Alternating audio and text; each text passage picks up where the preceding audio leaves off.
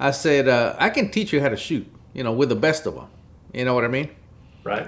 I said, but teaching you how to win is because they're like, I want to learn how to shoot with like you, and I want to go win. I'm like, whoa, those are two different things. Right. And Right. they're like, they don't go hand in. I said, they do not go hand in hand because Yep. I've seen numbers and numbers of shooters that you go to a club match or you go to a practice and they just tearing it up. Hmm. When the Yep. big stage, when they're put on the big stage, it's hard. It's hard to win. So anyway, Yep. that's a whole another level to teach somebody how to win.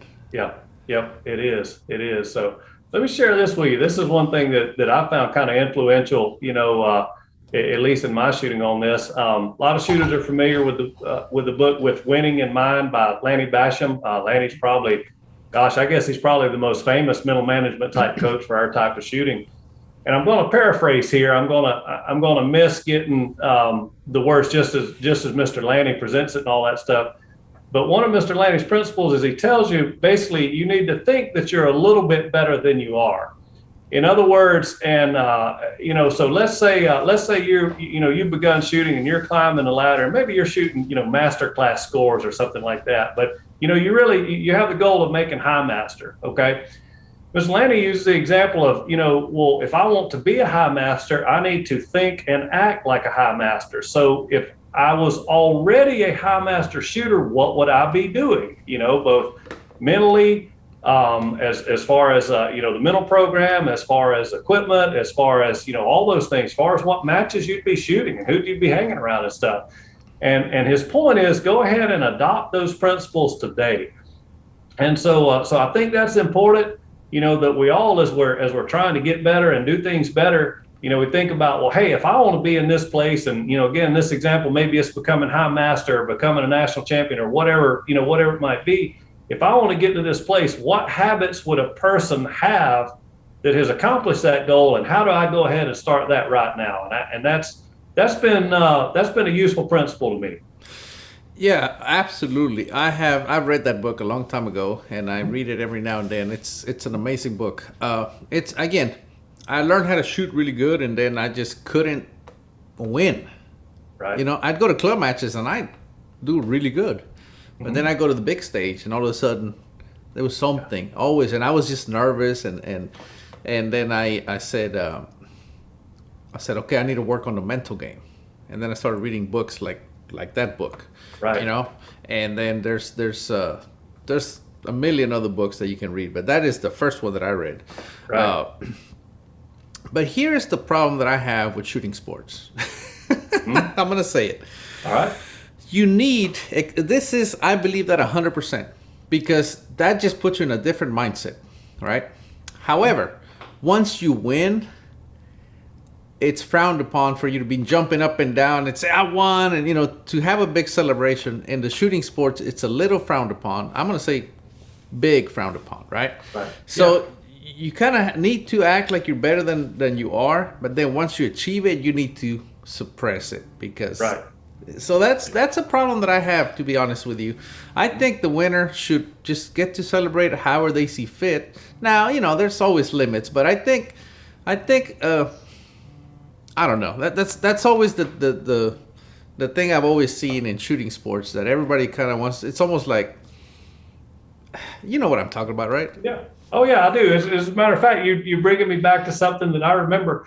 Erik, I'm gonna guess on this year, so give me a little bit of room here. But I think it was about 2011, maybe it was 2009, and we were up at Camp Perry shooting the long range national championships, and everybody up there was excited because there was a small team from ESPN who was there to report on it. So we're like, cool, hey man, shooting sports finally gonna get a little recognition. Maybe some good will come of this.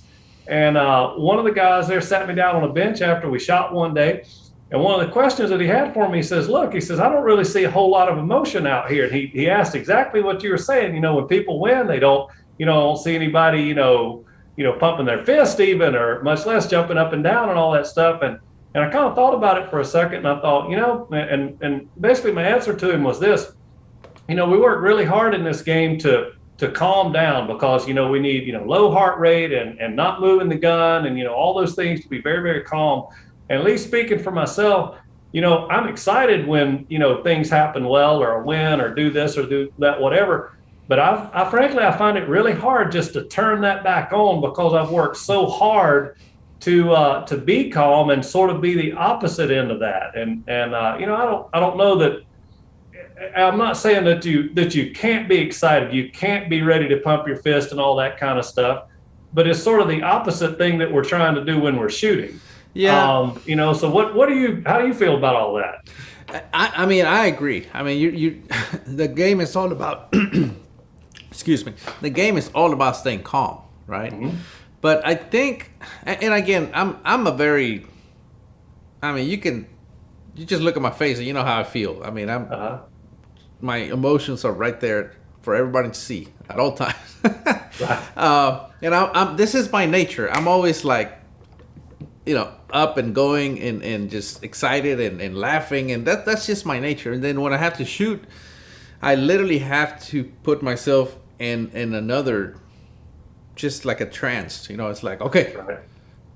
Yep. it's game Yep. time. You know what I mean? Yep. Understand. But at the same time, it's once I'm done shooting, I completely understand what you're saying, but at the same time, I think because it's how it is, I think it is a little frowned upon when somebody pumps their chest. Yeah. Which I don't think too. it should be. And I think the celebrations need to be bigger. It's just what I'm getting at. You know what I mean? It's Yep. like people win the freaking national championship. That's a big deal. Absolutely. And it's like, they have the dinner, and then they have the award ceremony, and then they have the prize table and that. And then towards the end, if there might be about 20, 30 people left because it's late and everybody wants to get on the road, and then they finally bring out the national champion and, hey, good job, and that's it. Here's your Right. little plaque.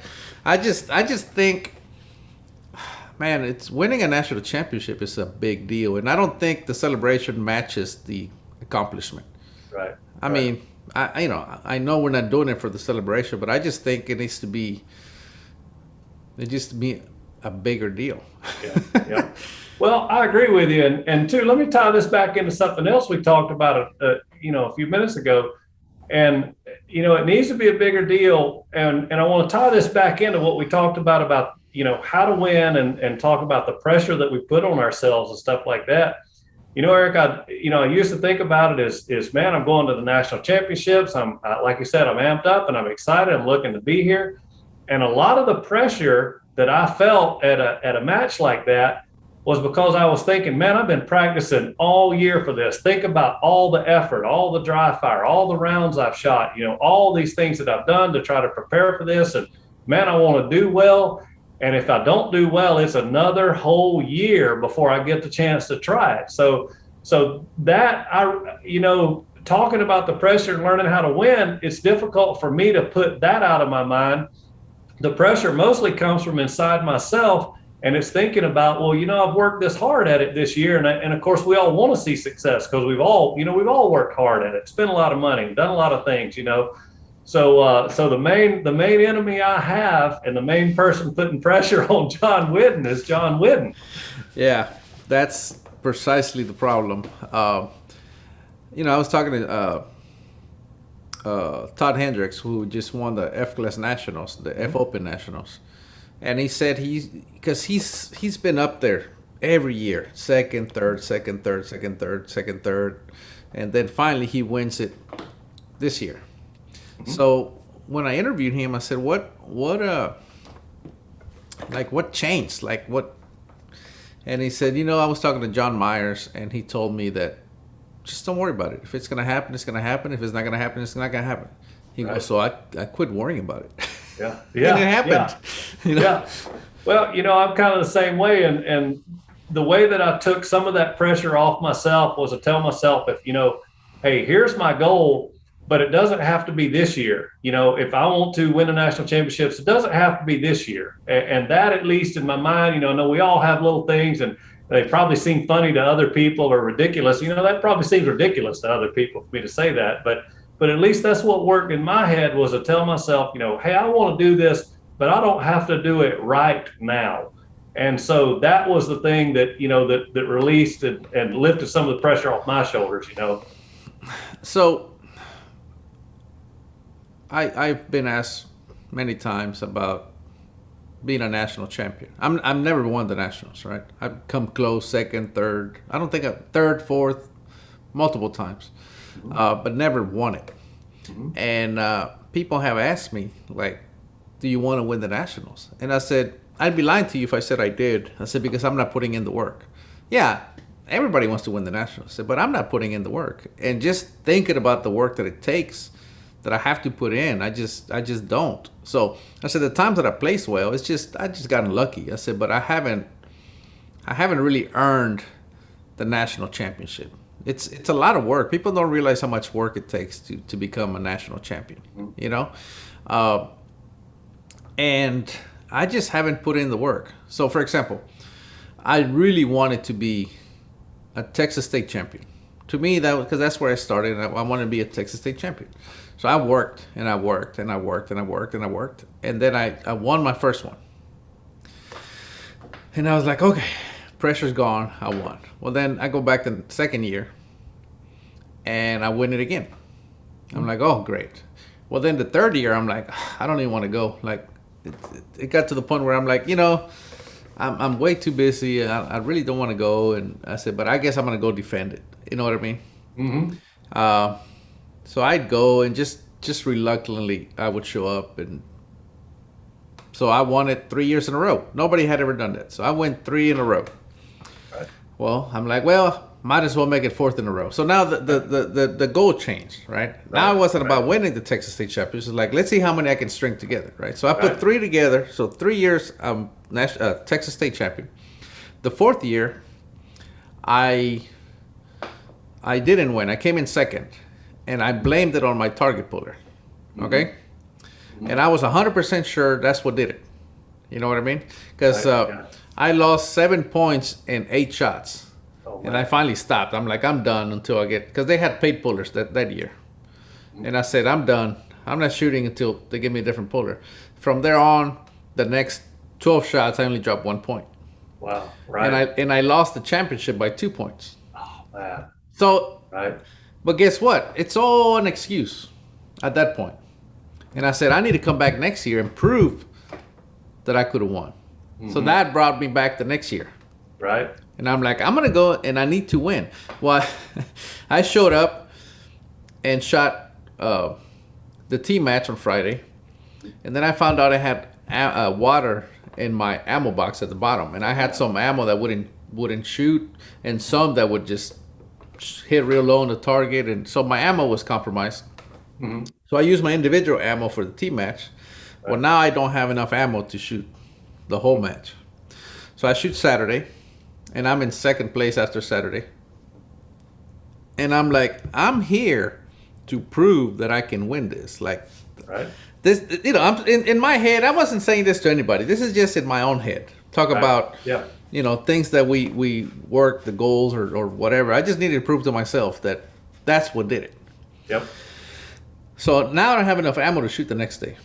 And I'm in Houston. That's 3.5 hours from my house. So we're done shooting. And I drive home after the shoot, 3.5 hours home. I get home, I load more ammo, okay? And I go to sleep about 11 p.m. I get up at 1 a.m., so I slept about 2 hours. Right. And I drove to Houston again, showed up, shot the match, and I was behind by 2 points, I think, on day 1. And on day 2, I ended up winning by 8 points. Wow, man. And I said, okay, I'm done now.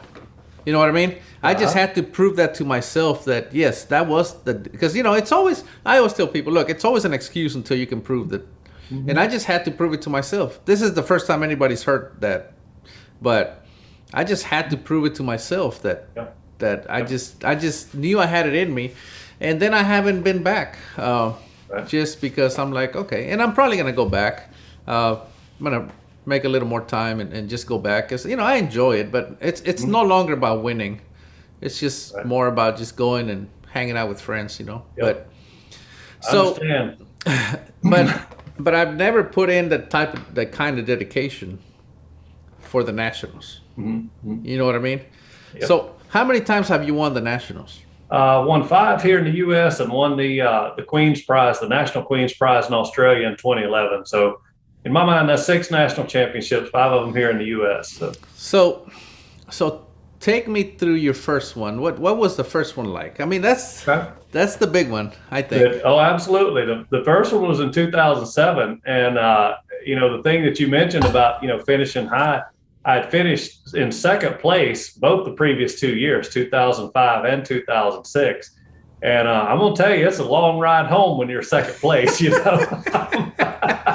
Absolutely. So, it's a long ride home. And, 2000, I remember that 2005 was the most painful to me because at one time there late in the match, I kind of had it and I let it get away mentally, and if I'm not mistaken, Norm Crawford won it that year. Congratulations to Norm. And then the next year, I was second to Kent Reeve. Kent shot a very good score. That was a little shorter ride home because I didn't ever have it and lose it. I kind of, shot a little bit better through all that. But, you learn a lot about yourself to set a goal and almost get there. I don't know about you, but growing up, I see this with my kids and a lot of kids, and it's almost as easy as, man, you just set the goal and say you want to do something and you're going to get there. Well, in the big pond, it didn't quite like that. Right. There are a lot of other people that have set big goals and also have a lot of skills and also, going to work hard at it and stuff like that. So, so it's just not, it is challenging. It's challenging to me anyway, but I'm real proud of it. And, the other thing I want to say, and just like you and talking about winning your state championships, anybody who's trying to climb the ladder, I want to encourage them because this work I find to be cumulative. And so it's easier, it's easier to accomplish these goals now because of all of those cumulative hours dry firing I've spent, because of all those cumulative bullets I've shot down range and stuff like that. So, if you're climbing the ladder and it feels like, maybe you're not getting to the next rung as fast as you want to, listen, it all builds up. So keep after it.